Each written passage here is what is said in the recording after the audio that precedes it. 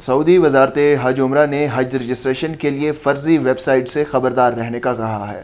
سعودی وزارت حج عمرہ نے شہریوں اور مقیمین کو کہا ہے کہ حج رجسٹریشن کے لیے فرضی ویب سائٹ سے لین دین کرنے سے گریز کریں۔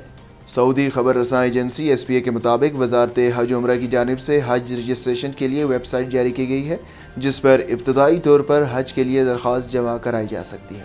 ویب سائٹ پر جا کر اقامہ نمبر، تاریخ پیدائش، شہر اور موبائل نمبر درج کرنے پر کنفرمیشن کوڈ موبائل پر ارسال کیا جائے گا، جس کے بعد ابتدائی رجسٹریشن کی جائے گی۔